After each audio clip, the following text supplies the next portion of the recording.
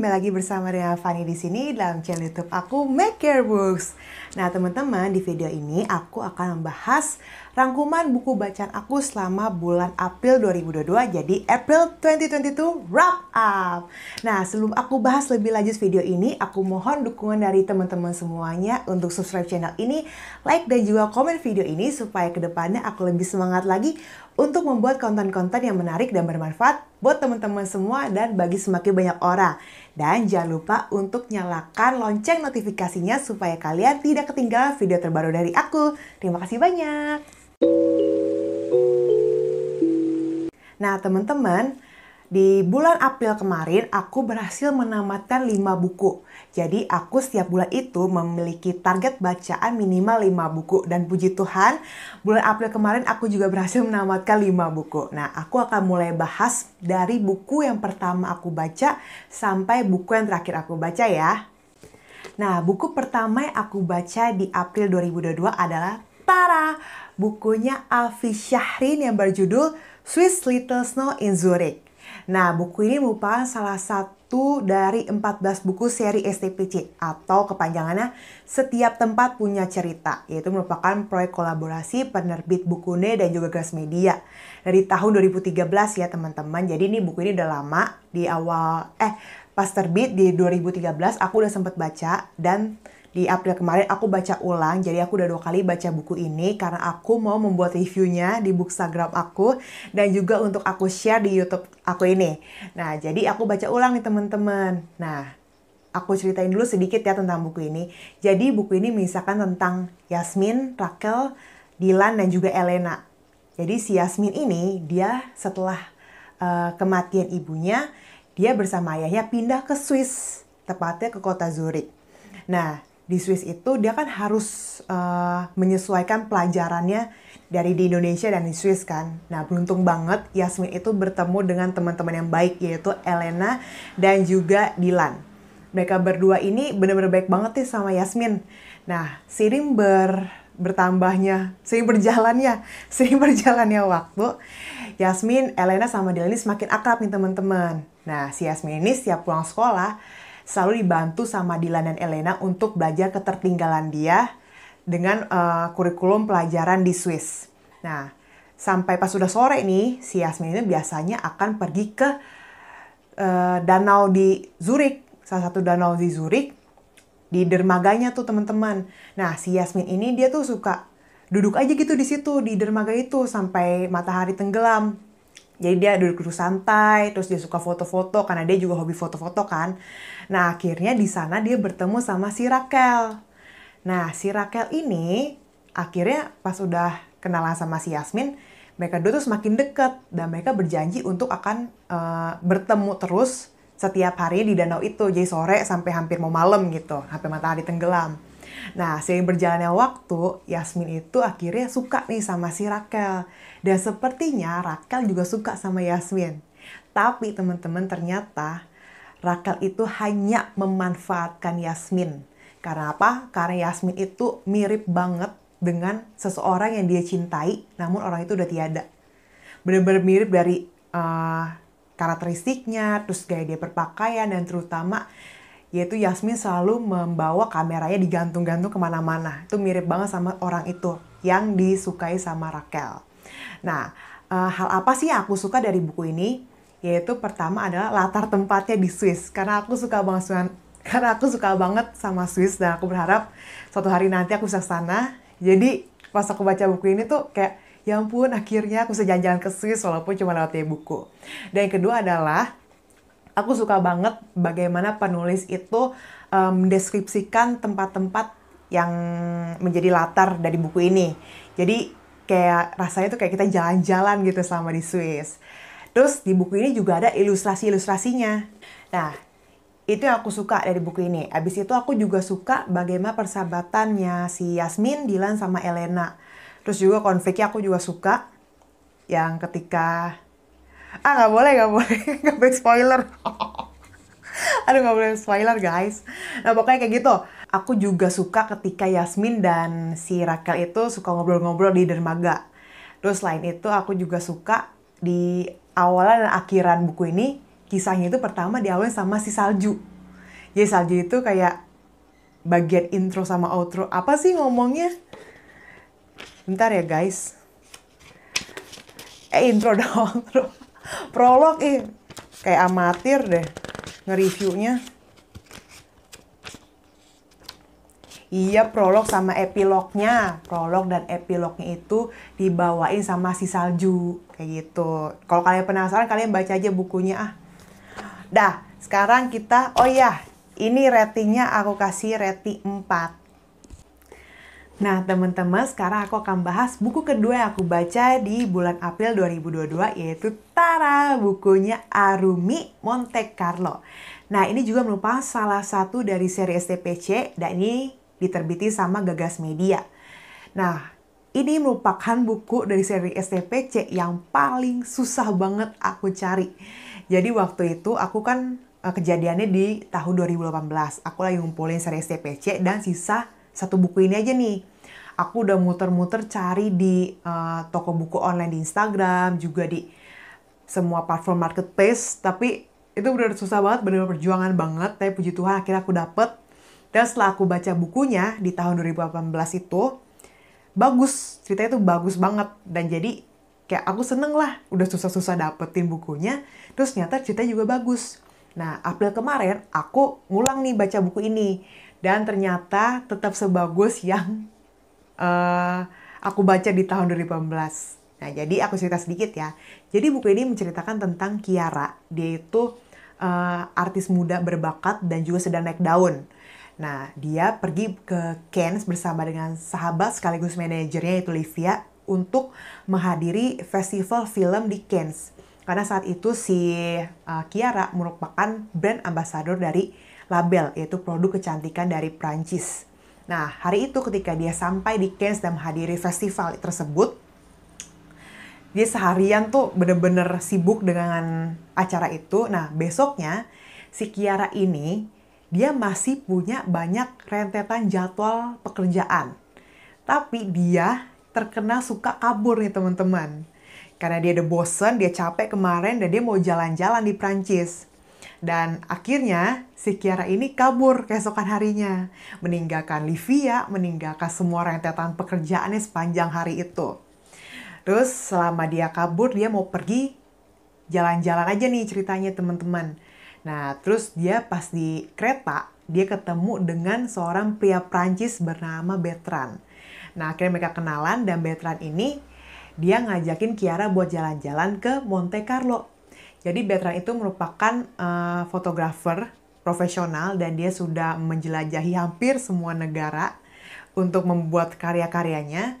Dan dia sama Kiara jalan-jalan deh di Monte Carlo nih. Sampai malam, mereka seru-seruan sampai malam. Malam-malamnya mereka dinner di sebuah cafe romantis gitu. Pas udah pesan makanan, terus tiba-tiba si Bertrand ini dapat telepon. Dan dia izin keluar kan sama Kiara. Dan sampai Kiara udah datang makanannya, Kiara udah selesai makan, Bertrand tetap nggak muncul. Dan Kiara sempat nungguin juga tuh beberapa waktu setelah dia selesai makan dan tetap dia nggak muncul. Akhirnya ya udah, jadilah Bertrand ini pria misterius buat Kiara. Dan Kiara akhirnya terobsesi sama si Bertrand. Nah, setelah singkat cerita nih, si Kiara kan balik lagi lah buat pekerjaan dia di Cannes segala macem. Terus sebelum dia kembali ke Indonesia, dia ada satu pekerjaan lagi di Paris waktu itu. Nah, dalam perjalanan dia dari Cannes ke Paris itu, dia bertemu dengan seorang sutradara muda, tuh anak-anak, seorang sutradara muda bernama Alaric.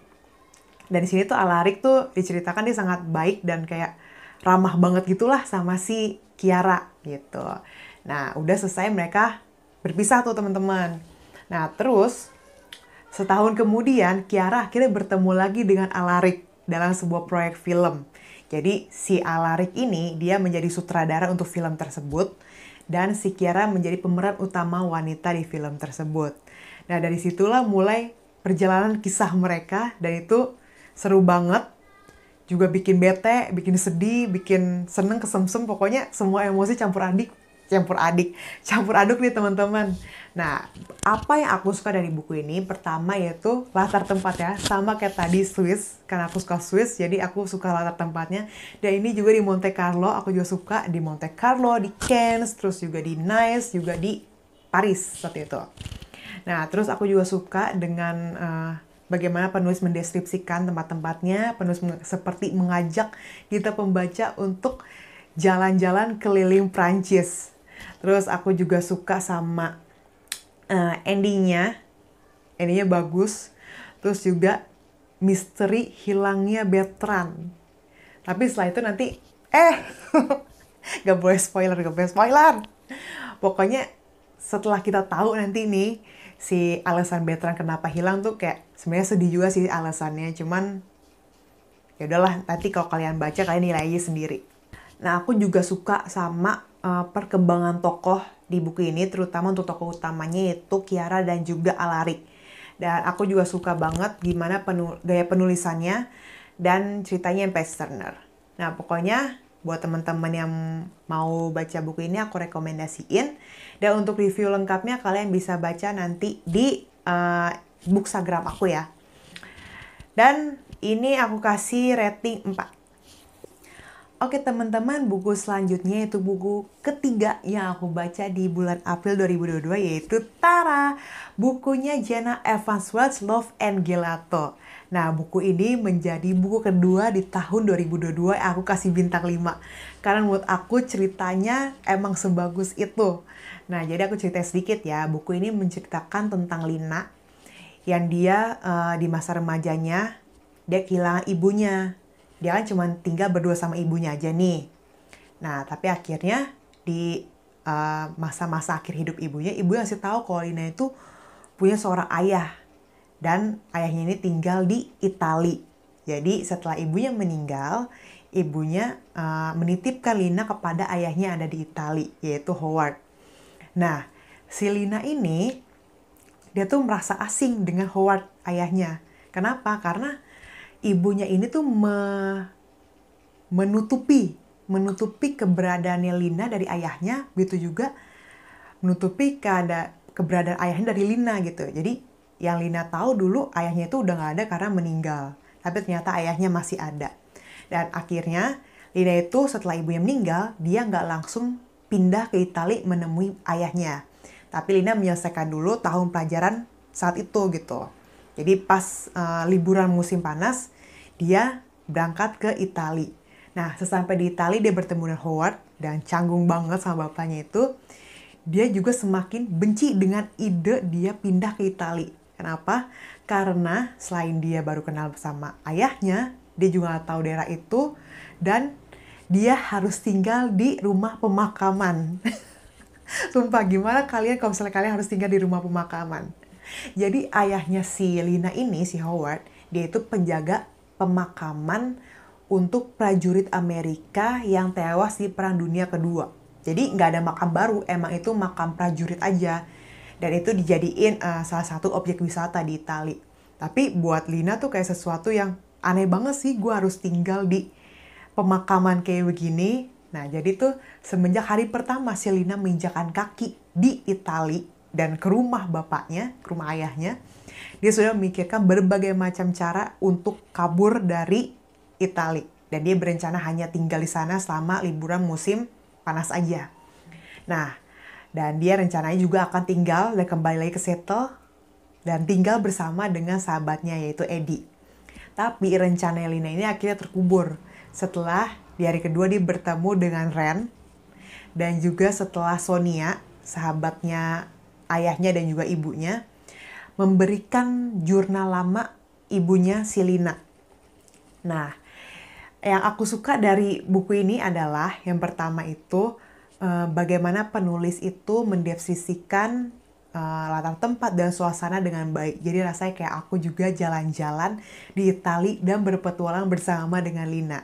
Jadi aku tuh suka banget sama buku-buku yang dideskripsikan latar tempatnya tuh dengan baik sama penulisnya. Jadi itu selalu menjadi aspek utama ketika aku suka sama sebuah buku. Nah, terus ya, yang kedua itu aku suka dengan petualangannya Lina dan Ren untuk mereka mencari kebenaran tentang masa lalu ibunya si Lina melalui jurnal ibunya Lina di masa lalu yang dikasih sama Sonia. Terus aku juga suka sama endingnya bagus. Dan selain itu juga ceritanya itu passioner banget, menarik banget. Pokoknya bener-bener gak bosen deh setebal ini, dan bener-bener gak ngebosenin sama sekali dari awal sampai akhir. Dan terus aku juga suka, nih yang aku suka adalah ketika Lina dan XX jatuh cinta. Ayo, XX-nya siapa? Di sini ada Ren, ada Thomas. Buat yang penasaran, baca aja bukunya. Jadi, buat teman-teman yang suka sama genre romance dengan bumbu-bumbu persahabatan dan juga keluarga, aku rekomendasiin banget kalian untuk baca buku ini. Dan untuk review lengkapnya nanti akan aku post di Instagram aku Make Care Books, oke? Dan buku ini, udah tadi aku sebutin ya, ratingnya aku kasih rating 5. Nah teman-teman, buku selanjutnya itu buku keempat yang aku baca di bulan April 2022, yaitu bukunya Arin Blurred. Nah, buku ini merupakan buku karya anak bangsa dan dia juga baru terbit. Nah, buku ini tuh kalau kalian baca e-booknya, jadi dia juga ada e-booknya. E-booknya itu terdiri dari 3 bagian, 3 buku maksud aku. Ada Davina, ada Ravindra, dan juga ada Aditama. Tapi kalau misalnya kalian baca buku fisiknya, itu sudah memuat ketiga bagian dari tokoh tersebut gitu. Jadi buku ini, kok aku jadi bolak-balik ya? Jadi buku ini tuh terdiri dari 3 bagian, yaitu bagian Davina, Aditama, dan juga Ravindra. Mereka adalah 3 tokoh utama dari buku Blurred ini. Nah, aku ceritain dulu. Jadi ini mengisahkan tentang Davina. Dia merupakan model dengan karya-karya yang gemilang, namun dia pensiun dini di usia 26 tahun, jadi masih muda banget. Karena dia ingin menikah dengan pujaan hatinya, yaitu Aditama. Sedangkan Aditama sendiri adalah seorang manajer pemasaran yang sangat berperan penting dalam meningkatkan penjualan di perusahaan tersebut. Jadi tuh si Aditama itu digambarkan sosok yang sangat sempurna. Dari penampilannya, terus kepintarannya, terus kasih sayangnya sama si Davina, dan prestasi-prestasinya. Pokoknya mantep banget deh. Nah, terus si Davina ini sama si Aditama akhirnya menikah dan mereka berhasil untuk punya anak. Davina hamil. Tapi setelah itu muncul berbagai macam masalah-masalah terjadi. Jadi muncul hatersnya Davina, yaitu Mr. XXX. Terus mulai muncul tentang masalah Davina dengan sahabat-sahabatnya, rahasia Davina, rahasianya Aditama dan Ravindra, dan masih banyak lagi. Pokoknya konfliknya ini benar-benar mantep banget. Terus di bagian Ravindra itu adalah sepupunya Davina. Dia merupakan salah satu sepupu Davina yang paling dekat sama Davina. Tapi si Ravindra ini tumbuh menjadi orang yang urak-urakan dan sering mengecewakan keluarga besar. Karena apa? Karena dia punya rasa benci sama si Davina, dan masih banyak lagi hal-hal yang membuat si Ravindra ini tumbuh menjadi orang yang tidak menyenangkan seperti itu. Nah, pas aku baca di bagian pertama, yaitu partnya si Davina, semua tuh mengalir, tenang, menyenangkan. Pokoknya sampai aku tuh berandai-andai, coba ya aku jadi Davina gitu. Punya banyak kelebihan, pasangannya tuh sesempurna itu. Tapi setelah kita masuk ke bagian Aditama, apalagi bagiannya Ravindra, semua topeng itu mulai terbuka satu persatu. Semua kejadian-kejadian yang kadang-kadang bikin, ya ampun kok bisa kayak gitu. Terus kalian bakal kaget dengan siapa penjahatnya di sini. Jadi ini karena ini genrenya thriller, psikologikal, juga romance, kalian bakal ketemu dengan pembunuhan-pembunuhan. Dan aku kaget banget setelah tahu siapa penjahatnya, kayak ya ampun kok bisa dia gitu.